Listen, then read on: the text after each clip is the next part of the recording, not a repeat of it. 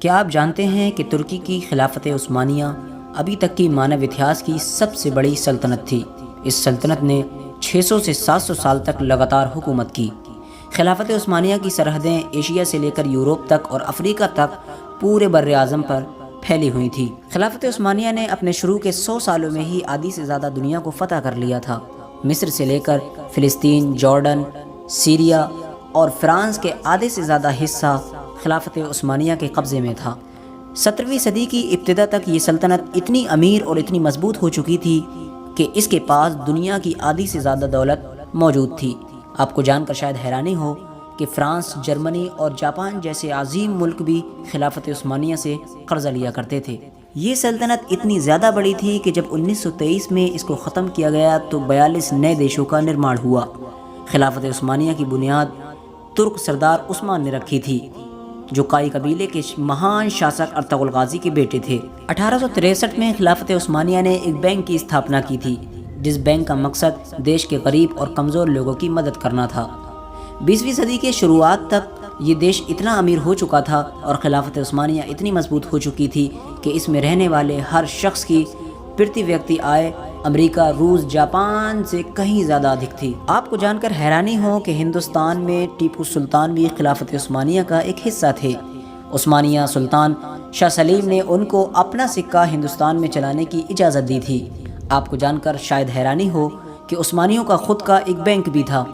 مانو اتہاس کی سب سے بڑی خلافت یعنی خلافت عثمانیہ نے ہی دنیا کو سب سے ادھک ڈاکٹر اور سب سے ادھک ویگیانک دیے تھے۔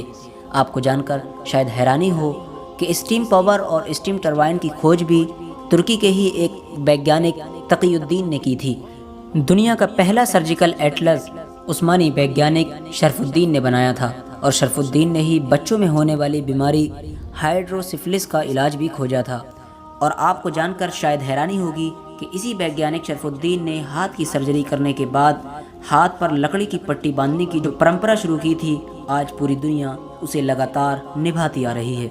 چائے کی کھوج کرنے والا خالد بھی ایک ترکی مسلمان تھا، اور آپ کو جان کر شاید حیرانی ہو کہ اس وقت میں دنیا کی سب سے زیادہ پڑھی لکھی آبادی استنبول میں رہتی تھی، اور دنیا کے سب سے عظیم اسکول اور سب سے عظیم یونیورسٹیز خلافت عثمانیہ کا حصہ ہوا کرتی تھی۔ خلافت عثمانیہ ہی دنیا کی ایک ایسی عظیم سلطنت تھی کہ جس کی ہر مسجد اور ہر مدرسے میں بڑی سے بڑی لائبریری موجود ہوا کرتی تھی۔ ترکی مسلمانوں نے ہی خلافت عثمانیہ کے دور میں ایک الاخیان نام کی جماعت کی استھاپنا کی تھی، جس کا کام غریب اور کمزور مسلمانوں کی آرتھک مدد کرنا تھا۔ الاخیان یہ ایک امیر لوگوں کی جماعت تھی جن لوگوں نے اپنی تمام دولت غریبوں کے اوپر نچھاور کر دی تھی۔ اس وقت خلافت عثمانیہ کی فوج دنیا کی سب سے مضبوط فوج ہوا کرتی تھی۔ آپ کو جان کر شاید حیرانی ہو کہ بارود سے چلنے والے تمام ہتھیاروں کی کھوج بھی ترکی مسلمانوں یعنی عثمانیوں نے کی تھی۔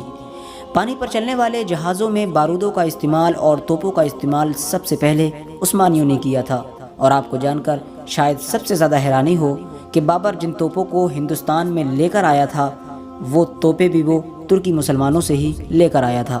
اگر اتہاس کاروں کی مانیں تو خلافت عثمانیہ کے تیسرے شاسک یعنی مراد اول نے ہی باڈی گارڈ رکھنے کی رسم شروع کی تھی، یعنی دنیا میں سب سے پہلے باڈی گارڈ انہی نے رکھے تھے۔ یہ ان کے اپنے پرسنل باڈی گارڈ تھے جو آس پاس کی چیزوں پر نظریں رکھا کرتے تھے۔ ناظرین گرامی، آپ کو جان کر شاید حیرانی ہو کہ خلافت عثمانیہ نے 500 سے زیادہ جنگیں لڑیں، جس میں سے زیادہ تر میں انہیں فتح نصیب ہوئی۔ ترکی کے مسلمانوں میں وہ جذبہ تھا کہ آپ کو جان کر حیرانی ہوگی کہ سلطان محمد فاتح نے صرف 21 سال کی عمر میں قسطنطنیہ جیسے عظیم سلطنت کو فتح کر لیا تھا۔ 1923 میں ہندوستان میں مولانا محمد علی اور مولانا محمد شوکت علی کے نیترتو میں خلافت آندولن کی شروعات کی گئی، اور آپ کو جان کر حیرانی ہوگی کہ ترکی میں آج بھی ہندوستانی مسلمانوں کو ایک عظیم نگاہ سے دیکھا جاتا ہے۔ آج کے لیے ہماری ویڈیو کا یہیں پر اختتام ہوتا ہے۔ ویڈیو پسند آنے پر لائک کریں اور اپنے دوستوں، احباب، رشتہ داروں کے ساتھ ضرور شیئر کریں۔ السلام علیکم ورحمۃ اللہ وبرکاتہ۔ اللہ حافظ۔